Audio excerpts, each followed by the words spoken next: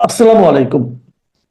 প্রিয় দর্শক, অন্য মঞ্চের আলাপ চাইতে আপনাদের সকলকে আমন্ত্রণ জানাচ্ছি। পাকিস্তান নিজেরাই একাধিক বিস্ফোরণে কেঁপে উঠল। যে তথ্য সামনে আসছে সেখানে বলা হচ্ছে অন্তত আটটি জায়গায় বিধ্বংসী হামলা হয়েছে এবং এর ফলে প্রায় চল্লিশ জন নিহত হয়েছে। বাংলাদেশের মাটি জঙ্গিদের অভয়ারণ্য করতে দিচ্ছে না ভারত। ভয়াবহ বিস্ফোরণে কেঁপে উঠল বাংলাদেশ। দেখুন, বাংলাদেশে খুন, জখম, রাহাজানি, বিস্ফোরণ এ যেন নিত্য নৈমিত্তিক ঘটনা হয়ে গেছে। কিন্তু কালকে যে ঘটনা ঘটলো তা অন্য অনেক ঘটনার থেকে আলাদা। পার্টিকুলারলি ব্রিজের উপর থেকে একটি বোমা ছোড়া হয় একটি জনবহুল এরিয়ায় এবং সেই বোমাটি এক সাধারণ নাগরিকের কাছে গিয়ে ফেটে যায় এবং ঘটনাস্থলেই কিন্তু নিহত হন। যে মোহাম্মদ ইউনেস আইন শৃঙ্খলা, এই আইন ব্যবস্থা নিয়ে বড় বড় ডায়লগ দেন, সেই আইন ব্যবস্থা যে বাংলাদেশে তাসের ঘরের মতো ভেঙে পড়েছে তা কিন্তু একের পর এক ঘটনায় আমাদের সামনে প্রকাশ পাচ্ছে। প্রথমত, ওসমান হাদির মৃত্যুকে কেন্দ্র করে একাধিক প্রশ্ন এবং সেই প্রশ্নের উত্তর স্বয়ং ওসমান হাদির ভাই দিয়েছেন, যিনি পরিষ্কার বলেছেন ওসমান হাদিকে হত্যা করা হয়েছে ইউনেসের পক্ষ থেকে এবং ইউনেস এখন ছলে বলে কৌশলে নির্বাচনটি পেছাতে চাইছেন এবং এই নির্বাচন পেছানোর খেলা বাংলাদেশের সাধারণ মানুষ ধরে ফেলেছে। এই জন্য আজ অব্দি স্বরাষ্ট্র দপ্তর ওসমান হাদির মৃত্যুতে যিনি জড়িত তাকে ধরতে অব্দি পারেননি। কালকে ঘটনাটি ঘটেছে ঢাকা মগবাজার এরিয়ায়, যেখানে একটি ব্রিজের উপর থেকে মুক্তিযোদ্ধার স্মৃতিসৌধের সামনে একটি ককটেল বোমা ফেলা হয়। যে বোমাটি ফেলা হয়েছে সেটি লোকালি অ্যাসেম্বলেড ক্রুড বোম, অর্থাৎ লোকালি অ্যাসেম্বল করা হয়েছিল এবং এটি ক্রুড বোম, যা বাংলাদেশের হয়তো ঘরে ঘরে এখন পাওয়া যায় জামাতিদের ঘরে। সেই বোমাটি হঠাৎ করে একটি জনবহুল স্থানে ফেলা হয়। টার্গেট এরিয়াটা বোঝার চেষ্টা করুন। জনবহুল স্থান, বাস টার্মিনাস, ব্রিজের তলায় চায়ের দোকান। ফলে এই জায়গায় যখন আপনি এই ধরনের কর্মকাণ্ড ঘটাবেন তখন আপনার প্ল্যান অফ অ্যাকশন এবং স্ট্র্যাটেজিটা পরিষ্কার হয়ে যায় যে আপনি অশান্তি করতে চাইছেন, আপনি বড়সড় ঝামেলা লাগাতে চাইছেন এবং এর জন্য এই ধরনের ঘটনাগুলো করছেন যেন আইন প্রশাসনের দোহাই দিয়ে নির্বাচনটি কিছুদিন পিছিয়ে দেওয়া যায়। এবং ঢাকার এই মগবাজার এরিয়ার মতো একটি জায়গার ল অ্যান্ড অর্ডার যদি এইভাবে ভেঙে পড়ে তাহলে গোটা বাংলাদেশের ল অ্যান্ড অর্ডারের অবস্থা কি আপনারা সহজেই অনুমান করতে পারছেন। এবং সাধারণত এই ঘটনার পর বাংলাদেশের মানুষ আতঙ্কিত হয়ে পড়ে এবং আজকে বাংলাদেশের একাধিক মানুষ রীতিমতো ভয়ে ভীত সন্ত্রস্ত। পাশাপাশি জানা যাচ্ছে এই যে মগবাজার কমার্শিয়াল রেসিডেন্ট জোন, যার উপর এই বোমাটি ফেলা হয় তার ইমিডিয়েট মৃত্যু হয় এবং রক্তক্ষরণ হয়, তাকে হাসপাতালে নিয়ে গিয়েও বাঁচিয়ে রাখা সম্ভব হয়নি। তার নাম সাইফুল বা সিয়াম। ইনি একটি ডেকোরেটরস কোম্পানিতে কর্মরত ছিলেন, খুলনার বাসিন্দা, মানে একদম সাধারণ একজন প্রান্তিক মানুষ। দীপু দাসের মতো। দীপু দাস কোনো একটি কারখানায় কাজ করতেন, সেখানে শ্রমিকদের সঙ্গে মালিক পক্ষের কোনো বিবাদ হয়েছে, তাকে হিন্দু বলে হঠাৎ করে গাছে বেঁধে ধর্মীয় উস্কানি দিয়ে জ্বালিয়ে দেওয়া হলো। আজকে এই সাইফুল বা সিয়াম একইভাবে বাংলাদেশে কিন্তু মৃত্যুর মুখে ঢলে পড়লেন, যার রাজনীতির সঙ্গে কোনো সম্পৃক্ততা নেই, যার পরিবার রাজনৈতিক পরিবার নয়, তিনি নিতান্তই বাংলাদেশে দিন আনা দিন খাওয়া এক মজুর, খেটে খাওয়া মানুষ। তাকে এইভাবে মৃত্যুর মুখে ঢলে পড়তে হলো শুধু মোহাম্মদ ইউনেসের ব্যর্থতার জন্য। শুধু কি বাংলাদেশের এই বিস্ফোরণ তা নয়, কালকে বাংলাদেশে চট্টগ্রামের রাউজান পৌরসভার 5 নম্বর ওয়ার্ড, যারা বাংলাদেশ থেকে ভিডিও দেখছেন তারা এই ঘটনাটা হয়তো আরো ভালো ডিটেলিং এ বলতে পারবেন। সেখানে এক ভয়াবহ কাণ্ড ঘটেছে। কাণ্ডটি ঘটেছে সুলতানপুরে। সেখানে হিন্দু এক পরিবারকে ঘরের মধ্যে রেখে বাইরে থেকে তালা দিয়ে দেওয়া হয় এবং এরপর কেরোসিন দিয়ে শুধুমাত্র হিন্দু হওয়ার জন্য ঘরবাড়ি পুড়িয়ে দেওয়া হয়। সেই ছবি আপনারা দেখতে পাচ্ছেন যে কিভাবে হিন্দু পরিবারের গ্রাম বা হিন্দু যে বাড়িগুলো ছিল সেগুলো কেরোসিন দিয়ে জ্বালিয়ে দেওয়া হয়েছে জামাতিদের দ্বারা। তাদের অপরাধ কি? তারা সংখ্যালঘু সম্প্রদায়ের মানুষ। তাদের অপরাধ কি? তারা হিন্দুত্বে বিশ্বাস করে। তাদের অপরাধ কি? তারা এই জামাতিদের মতো উগ্র নয়।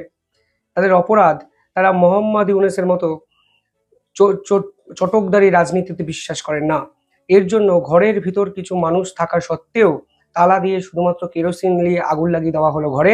যদিও তৎপরতার সঙ্গে কিছুজন উদ্ধার কাজে ঝাঁপিয়ে পড়েন এবং এদের প্রাথমিকভাবে প্রাণ বাঁচানো সম্ভব হয়েছে। কিন্তু যারা প্রাণে বাঁচলেন তারা সারা জীবন কিভাবে বাঁচবেন? আতঙ্কগ্রস্ত হয়ে।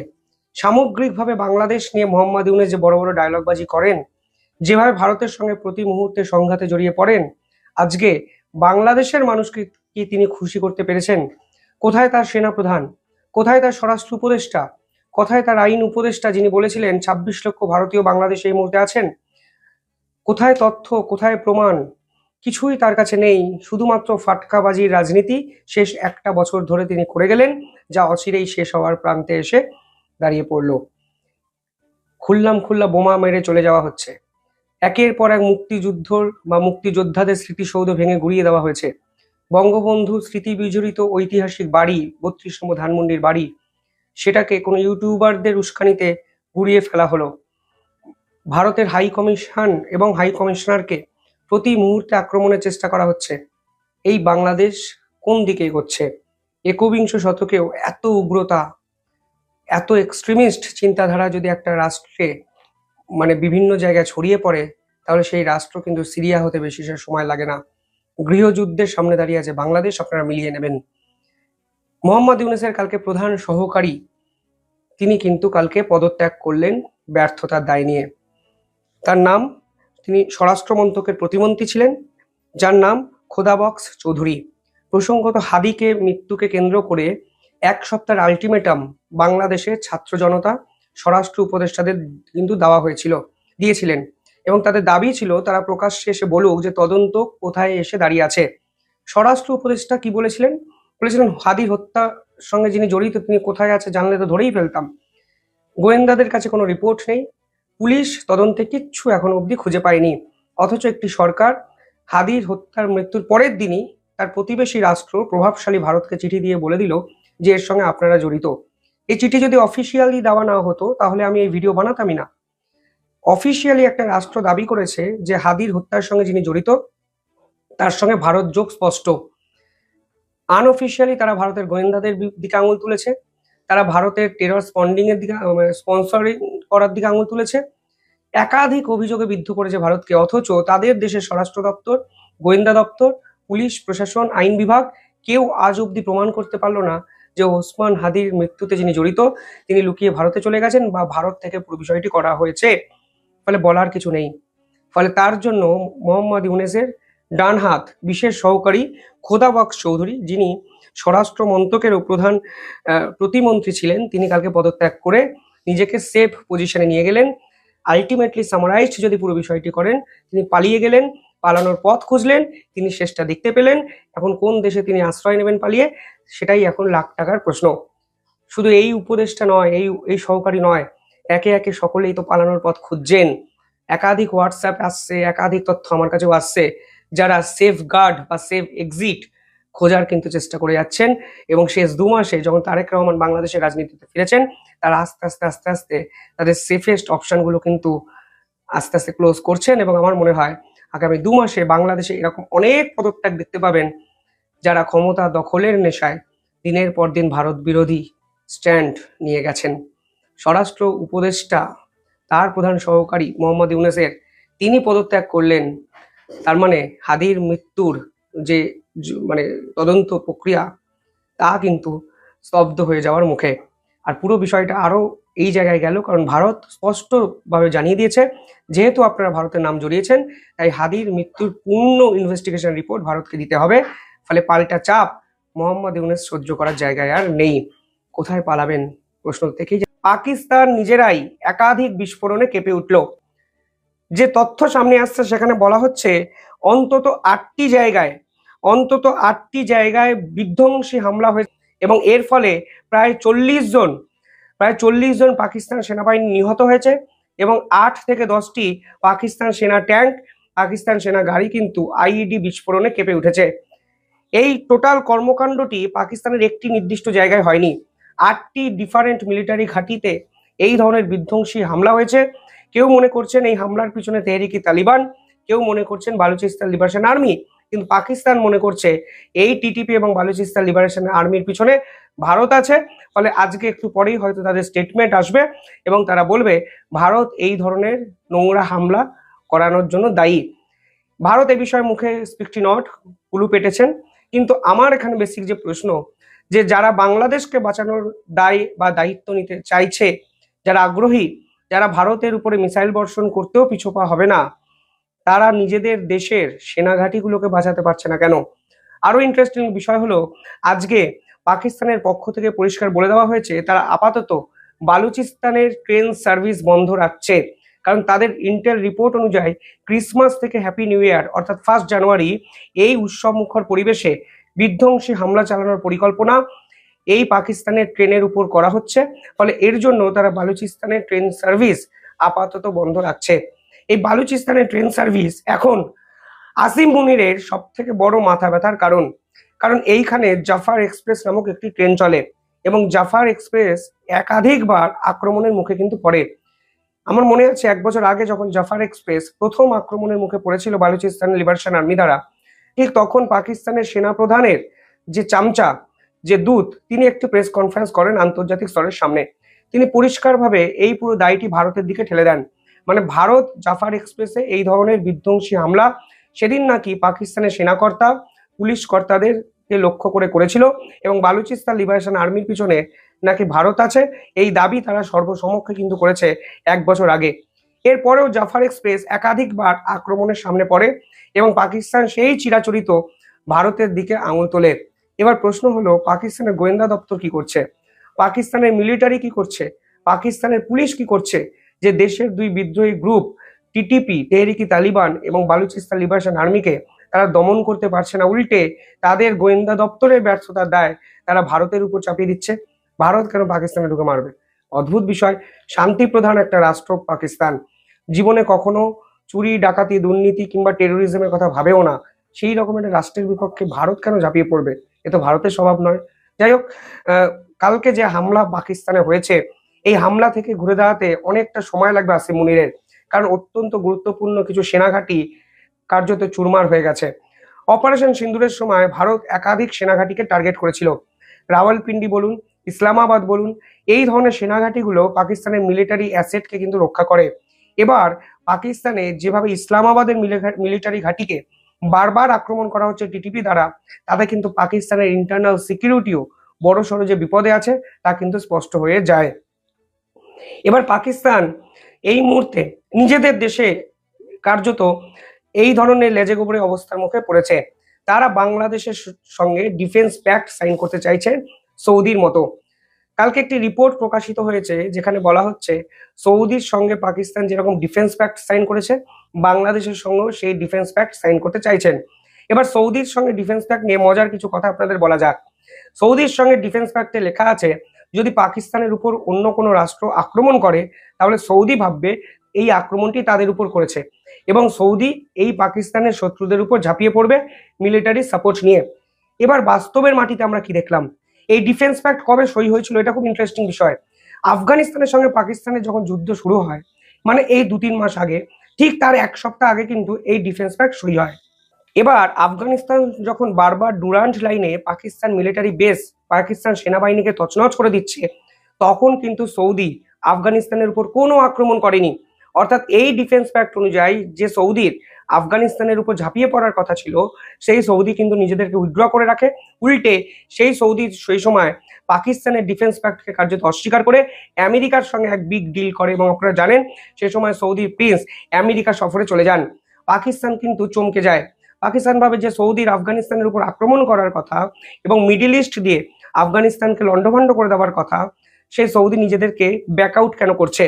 আরো ইন্টারেস্টিং বিষয় হলো, সৌদি সে সময় 2 রাষ্ট্রের কাছে আবেদন করে যে ভাই যুদ্ধটা বন্ধ করো, এবং কাতার এবং সৌদি কিন্তু সে সময় মধ্যস্থতাকারী হিসাবে কাজ করেছিল। অর্থাৎ সৌদি খুব তাড়াতাড়ি বুঝে গেছিল যে এই পাকিস্তানের ক্ষমতা নেই সৌদিকে প্রোটেক্ট করার। তাই সৌদিও কিন্তু সে সময় আফগানিস্তানের বিপক্ষে কোনো যুদ্ধে জড়ায়নি এবং নিজেদের শত্রু বাড়ায়নি। ফলে এই ধরনের মিলিটারি এগ্রিমেন্ট, যে মিলিটারি এগ্রিমেন্টে পাকিস্তানই বড়সড় প্রশ্নচিহ্নের মুখে পড়ে, সেই ধরনের মিলিটারি এগ্রিমেন্ট তারা এবার বাংলাদেশের সঙ্গে করতে চাইছে। কারণটা কি? কারণ তারা ইসলামিক ন্যাটো তৈরি করতে চাইছে, যা তুর্কির এরদোয়ান চায়, এবং তুরস্ক, আজারবাইজান, পাকিস্তান এবং বাংলাদেশ এক বৃহত্তর ইসলামিক ন্যাটো তৈরি করে ভারতের উপর চাপ তৈরি করার চেষ্টা করছে। কিন্তু ভারত ছলে বলে কৌশলে একাধিকভাবে যেরকম ডিপ্লোম্যাসি এবং মিলিটারি অ্যাগ্রেশন দেখাচ্ছে, সেখানে পাকিস্তানের সঙ্গে বাংলাদেশের এই জোট আলটিমেটলি বাস্তবের মাটিতে যে কার্যকারী হবে না, তা কিন্তু সৌদি পাকিস্তানের ডিফেন্স প্যাক্ট দেখেই পরিষ্কার। ভাবলে অবাক লাগে যে পাকিস্তানের মিলিটারি বাংলাদেশের নারীদের দিনের পর দিন উপদ্রব করেছে, হত্যা করেছে, জ্বালিয়েছে, খারাপ কুকর্ম করেছে, সেই পাকিস্তান মিলিটারির সঙ্গে বাংলাদেশ বর্তমানে ডিফেন্স প্যাক্ট সাইন করছেন। 1971 সালে দিনের পর দিন বাংলাদেশিদের হত্যা করেছে এই পাকিস্তান সেনাবাহিনী। কেউ বলেন সংখ্যাটা 2.5 লাখ, কেউ বলেন 3 লাখ 4 লাখ, কিন্তু সংখ্যা তত্ত্বের হিসাবে যদি নাও যান তাহলে দেখবেন যে দেশের স্বাধীনতা হরণকারী একটি মিলিটারি শক্তি, দানবীয় শক্তি পাকিস্তান মিলিটারি, সেই পাকিস্তান মিলিটারি এখন এই বাংলাদেশের পরম বন্ধু হওয়ার চেষ্টা করছে এবং বাংলাদেশের এক্সট্রিমিস্ট জিহাদি মোহাম্মদ ইউনূস সরকার সেই পাকিস্তানের মিলিটারিকে আপন করার চেষ্টা করছে শুধুমাত্র ভারত বিরোধিতাকে উস্কে দেওয়ার জন্য। অথচ তারা ভারতের থেকে চাল নেবে, ভারতের থেকে ডাল নেবে, ভারতের থেকে দুধ নেবে, ভারতের থেকে ডিম নেবে, সমস্ত প্রয়োজনীয় সামগ্রী তারা ভারত থেকে নেবে খিদে মেটানোর জন্য। অথচ ভারতের উপর চাপ তৈরি করার জন্য তারা পাকিস্তানের উপর ডিফেন্স প্যাক্ট সাইন করছে, ভাবলে অবাক লাগে। আর দেখুন পাকিস্তান ঘরের ভিতরে কিভাবে একটু একটু করে ভেঙে যাচ্ছে এবং পাকিস্তানের মিডিয়া সেগুলো প্রচারে আনছে না। এবং ক্রিসমাস যে উৎসবের একটা বড়দিন গোটা বিশ্ব জুড়ে পালন হয়েছে কালকে, সেই উৎসবে পাকিস্তানের ভেঙে পড়ার চিত্র কিন্তু আমাদের সামনে এলো, যে পাকিস্তান আবার বাংলাদেশকে নাকি ভেঙে পড়া থেকে রোধ করবে, ভারতের বিপক্ষে যুদ্ধ করতে ঝাঁপিয়ে পড়বে। এ এক অবাক সমীকরণ। যারা নিজের দেশ বাঁচাতে পারে না তারা বাংলাদেশকে বাঁচাতে আসছে এবং বাংলাদেশের স্বাধীনতা হরণের জন্য একমাত্র দায়ী পাকিস্তান, তাদের পায়ে আবার ড্রাইভ দিচ্ছে শুধুমাত্র ভারতের বিপক্ষে লড়াই করার জন্য। দক্ষিণ এশিয়ার সমীকরণ খুব দ্রুত বদলাচ্ছে। যাই হোক, বাংলাদেশের সমীকরণ যে বদলাচ্ছে তা আমরা সকলেই বুঝতে পারছি এবং মোহাম্মদ ইউনূসের বিদায় ঘন্টা যে বেজে গেছে তা আমরা সকলেই কালকে বুঝলাম, যখন ডোনাল্ড ট্রাম্প, রাশিয়া এবং ভারত ত্রিমুখী চাপের কাছে মোহাম্মদ ইউনূস সরকার কার্যত খেই হারিয়ে ফেললেন। কিভাবে দেখছেন পুরো বিষয়টি কমেন্টে জানাবেন। বাংলাদেশের মাটি জঙ্গিদের অভয়ারণ্য করতে দিচ্ছে না ভারত। দ্বিপাক্ষিক সম্পর্ক এগিয়ে নিতে দিল্লির আগ্রহ। দিল্লির কেন আগ্রহ? দিল্লির এই জন্যই আগ্রহ যে বাংলাদেশের গত 1.5 বছরের পরিবেশ পরিস্থিতি যা দাঁড়িয়েছে তাতে এটি বাংলাদেশে একটা জঙ্গি স্থান করবার একটা সব প্রচেষ্টা চলমান। এখানে প্রধান কিরণক ভূমিকায় আছে পাকিস্তান, তুর্কি এবং আরো অন্যান্য শক্তি। কিন্তু আজকে যদি বাংলাদেশ জঙ্গি স্থানে পরিণত হয় তাহলে সেটি ভারতের জন্য যথেষ্ট উদ্বেগের কারণ, উৎকণ্ঠার কারণ। ভারতের অভ্যন্তরে যেমন এ ব্যাপারে সতর্কতা আছে, আন্তর্জাতিকভাবেও সতর্কতা আছে। এই জন্যই ভারত অন্ততপক্ষে বাংলাদেশের মাটি ছেড়ে দিতে আগ্রহী নয় এবং সেই ছেড়ে দেওয়ার সুযোগে কেউ এখানে ফায়দা হাসিল করুক সেটি ভারত কোনোভাবেই করছে না বা ছেড়ে দিচ্ছে না। সেটি সাম্প্রতিক বিশেষ করে বিএনপি চেয়ারপারসন বেগম খালেদা জিয়ার মৃত্যু পরবর্তী ঘটনায় আরো বেশি স্পষ্ট হয়ে উঠেছে। প্রায় 4 বছর বিরতির পর ভারতের প্রতিরক্ষা মন্ত্রী রাজনাথ সিং গতকাল বৃহস্পতিবার দুপুরে দিল্লিতে বাংলাদেশ হাইকমিশনে গিয়েছিলেন। তিনি বাংলাদেশ মিশনে গিয়ে সাবেক প্রধানমন্ত্রী ও বিএনপির চেয়ারপারসন বেগম খালেদা জিয়ার প্রতি শেষ শ্রদ্ধা জানিয়ে লিখেছেন, ভারতের সাথে বাংলাদেশের সম্পর্ক জোরদারে গুরুত্বপূর্ণ অবদান রেখে গেছেন সাবেক প্রধানমন্ত্রী বেগম খালেদা জিয়া। তার এই উল্লেখযোগ্য অবদান সব সময় স্মরণ করা হবে। রাজনাথ সিং তার এক্স হ্যান্ডেলে শোক বইতে সই করার পর এ তথ্য জানিয়েছেন। গত 2 দিনে ভারতের পররাষ্ট্রমন্ত্রী এস জয়শঙ্করের সংক্ষিপ্ত ঢাকা সফর আর প্রতিরক্ষা মন্ত্রী রাজনাথ সিং এর বাংলাদেশ মিশনে যাওয়াটা নিঃসন্দেহে তাৎপর্যপূর্ণ হিসেবে দেখা হচ্ছে। 2024 সালের 5 আগস্টের গণ অভ্যুত্থানে আওয়ামী লীগ সরকারের পতনের পর এবং শেখ হাসিনার ভারতে চলে যাওয়ার পর থেকে 2 দেশের সম্পর্কের অবনতি হতে থাকে। আর 2025 সালের ডিসেম্বরের দ্বিতীয়ার্ধে 2 দেশের কূটনীতিকদের পাল্টাপাল্টি তলবের ঘটনায় নতুন করে সংকট তৈরি হয়। এমন প্রেক্ষাপটে ভারতের 2 জন গুরুত্বপূর্ণ রাজনৈতিক ব্যক্তিত্বের বাংলাদেশের সঙ্গে যুক্ততা সম্পর্কের গুণগত পরিবর্তনের ইঙ্গিত দিচ্ছে। প্রায় 10 দিন আগে দিল্লির বাংলাদেশ হাই কমিশন অভিমুখে বিশ্ব হিন্দু পরিষদ সহ কয়েকটি কট্টর হিন্দুত্ববাদী সংগঠনের ডাকে প্রতিবাদ মিছিলকে ঘিরে উত্তেজনা তৈরি হয়েছিল। গত 23 ডিসেম্বরের ওই প্রতিবাদ মিছিলের আগে 20 ডিসেম্বর রাতে একদল বিক্ষোভকারী বাংলাদেশ হাই কমিশন কমপ্লেক্সে অবস্থিত হাই কমিশনারের বাসার উল্টো দিকে বাংলাদেশ বিরোধী স্লোগান দিয়েছিল। হাই কমিশনারকে ওই রাতে প্রাণনাশের হুমকিও দেওয়া হয় বলে অভিযোগ রয়েছে।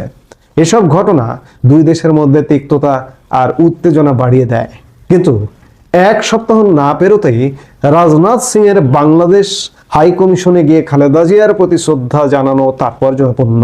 তিনি বাংলাদেশের সাবেক প্রধানমন্ত্রীর প্রতি শ্রদ্ধা জানানোর পাশাপাশি দূতাবাসে গিয়ে এই ইঙ্গিত দিচ্ছেন যে দূতাবাসে সর্বোচ্চ নিরাপত্তা নিশ্চিত করা দিল্লির দায়িত্ব। তারেক রহমানকে লেখা নরেন্দ্র মোদীর চিঠি যে তাৎপর্যপূর্ণ তার ইঙ্গিত আছে দিল্লিতে বাংলাদেশ হাই কমিশনার রিয়াজ হামিদুল্লাহর ভাষ্যে। এস জয়শঙ্করের ঢাকা ছাড়ার খবর দিয়ে নিজের এক্স হ্যান্ডেলে রিয়াজ হামিদুল্লাহ লিখেছিলেন, ভারতের পররাষ্ট্রমন্ত্রী এস জয়শঙ্কর 4 ঘন্টার ঝোড়ো সফর শেষে ঢাকা ছেড়ে গেছেন। কূটনৈতিক বিশ্লেষকদের মতে দুই দেশের সম্পর্কের সাম্প্রতিক উত্তেজনার প্রেক্ষাপটে ভারতের পররাষ্ট্রমন্ত্রী এস জয়শঙ্করের সংক্ষিপ্ত ঢাকা সফর অত্যন্ত গুরুত্বপূর্ণ। প্রায় 4 ঘন্টার ঝটিকা সফরে এসে তিনি বিএনপির ভারপ্রাপ্ত চেয়ারম্যান তারেক রহমানের সঙ্গে দেখা করে খালেদা জিয়ার প্রতি শ্রদ্ধা জানানোর পাশাপাশি প্রধানমন্ত্রী নরেন্দ্র মোদীর চিঠি তুলে দেন। প্রায় 20 মিনিটের আলোচনায় সম্পর্কের অতীত এবং ভবিষ্যৎ নিয়ে তারা দুজন কথা বলেন। বিশ্লেষকদের মতে ফেব্রুয়ারিতে অনুষ্ঠেয় নির্বাচনে বিএনপির জয়ের সম্ভাবনার ইঙ্গিত আছে। তাই খালেদা জিয়ার জানাজায়ের সুযোগটি কাজে লাগিয়ে বিএনপির সঙ্গে সম্পর্ক স্বাভাবিক করে সেটা এগিয়ে নেওয়ার উপর জোর দিচ্ছে ভারত। প্রসঙ্গত, দিল্লি 6 মাস ধরে বারবার বলছে যে বাংলাদেশে গণতান্ত্রিক প্রক্রিয়ায় আগামী নির্বাচনে জয়লাভের মাধ্যমে যারাই ক্ষমতায় আসবে তাদের সঙ্গে যুক্ত হওয়ার অপেক্ষায় রয়েছে ভারত।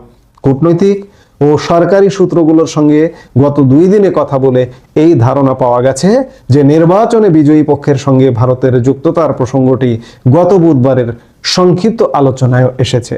এখানে যারাই ক্ষমতায় আসবে বলতে বিএনপিকে বোঝানো হচ্ছে বলে বিশ্লেষকদের মত। সেদিক থেকে এস জয়শঙ্করের ঢাকা সফরের পরদিনই রাজনাথ সিং এর দিল্লিতে বাংলাদেশ মিশনে গিয়ে শোক বইতে সই করাটা ভারতের দিক থেকে সম্পর্কে এগিয়ে নেওয়ার আগ্রহের স্পষ্ট ইঙ্গিত। চিঠিতে নরেন্দ্র মোদী খালেদা জিয়ার সঙ্গে ব্যক্তিগত সাক্ষাতের প্রসঙ্গ টেনেছেন। খালেদা জিয়ার নেতৃত্ব, বাংলাদেশের গণতন্ত্র ও জনগণের জন্য তার ভূমিকার প্রশংসা করে শ্রদ্ধা জানিয়েছেন। একই সঙ্গে তিনি খালেদা জিয়ার আদর্শের ওপর ভিত্তি করে বিএনপি এগিয়ে যাবে বলে আশাবাদ ব্যক্ত করেছেন। বিএনপি নেতৃত্ব দেওয়ার পাশাপাশি দুই দেশের গভীর ও ঐতিহাসিক অংশীদারত্বকে আরও সমৃদ্ধ করতে তারেক রহমানের নেতৃত্ব দানকারী ভূমিকা নিয়ে আশাবাদ ব্যক্ত করেছেন। কূটনৈতিক সূত্রগুলো বলছে দুই দেশের অংশীদারত্ব এগিয়ে নিতে তারেক রহমানের নেতৃত্ব নতুন সূচনা করবে বলে নরেন্দ্র মোদীর চিঠিতে ইঙ্গিত আছে। জানা গেছে তারেক রহমানের সংক্ষিপ্ত আলোচনার সময় বিএনপি ও বিজেপি দুই দেশে ক্ষমতায় থাকার সময় 2001-4 সময়ে কাজের ইতিবাচক অভিজ্ঞতার প্রসঙ্গটি এসেছে।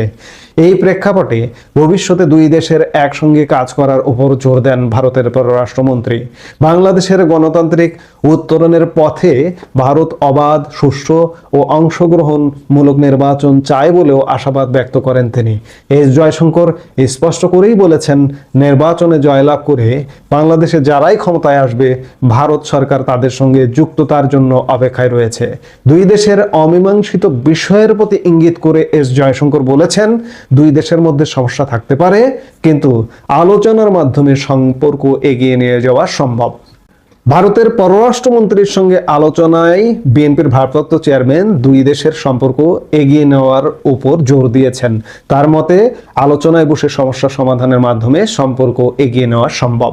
সরকারি সূত্রগুলো জানিয়েছে, সাবেক প্রধানমন্ত্রী বেগম খালেদা জিয়ার প্রতি শেষ শ্রদ্ধা জানাতে এস জয়শঙ্কর ঢাকায় আসার বিষয়টি দিল্লি গত মঙ্গলবার বিকেলে নিশ্চিত করে এবং গত মঙ্গলবারে খালেদা জিয়াকে মৃত ঘোষণা করা হয়েছিল। ওই দিন সন্ধ্যায় দুই দেশের জাতীয় নিরাপত্তা উপদেষ্টার মধ্যে ফোন আলাপ হয়। তারেক রহমানের সঙ্গে আলোচনার পর এস জয়শঙ্কর জাতীয় সংসদ ভবনে আইন উপদেষ্টা আসিফ নজরুল এবং জাতীয় নিরাপত্তা উপদেষ্টা খলিলুর রহমানের সঙ্গে অনানুষ্ঠানিক আলোচনা করেন। সেখানে বাংলাদেশে আগামী ফেব্রুয়ারিতে শান্তিপূর্ণভাবে অবাধ, সুষ্ঠু নির্বাচনের মাধ্যমে গণতান্ত্রিক উত্তরণের বিষয়ে আলোচনা হয়। গণতান্ত্রিক উত্তরণের মাধ্যমে কিভাবে দুই দেশের সম্পর্ক স্বাভাবিক প্রক্রিয়ায় এগিয়ে নেওয়া যায় সে বিষয়টিও আলোচনায় এসেছে বলে বলে কূটনৈতিক সূত্র জানিয়েছে। ভারতের পররাষ্ট্রমন্ত্রীর ঢাকা সফরের মাধ্যমে দুই দেশের সম্পর্কের টানাপোড়েন কমবে কিনা জানতে চাইলে পররাষ্ট্র উপদেষ্টা তৌহিদ হোসেন গতকাল তার দপ্তরে সাংবাদিকদের বলেন, এর উত্তর আপনাদের আগামী দিনে খুঁজতে হবে। আগামী দিনগুলোতে আপনারা দেখবেন যে কি হয়। আমরা সেই দেখবার জন্য অপেক্ষা করছি আগামী দিনে আসলে কি হয়। মোদ্দা কথা, বাংলাদেশের মাটিকে ভারত একটা জঙ্গি স্থান হতে দেবে না, একটা ফাঁকা জায়গা করে দেবে না। এবং ফাঁকা জায়গা যে করে দেবে না তারই বহিঃপ্রকাশ এস জয়শঙ্কর, একজন বাংলাদেশের প্রধান একটি দলের নেত্রী এবং সাবেক প্রধানমন্ত্রীর মৃত্যুতে এসে শ্রদ্ধা জানালেন। এবং সেই দলটি ক্ষমতায় আসবে, এটি ডালপালা গাছ পোকামাকড় সবকিছুই বলছে বাংলাদেশের, সেই দলের সাথেও সম্পর্ক উন্নয়নের একটা সূচনা করলেন বলা যায়। এবং এই সূচনা জঙ্গিদের এখানে অভয়ারণ্য করতে দেবে না। এই মুহূর্তে এ পর্যন্ত। সবাই ভালো থাকুন, সুস্থ থাকুন।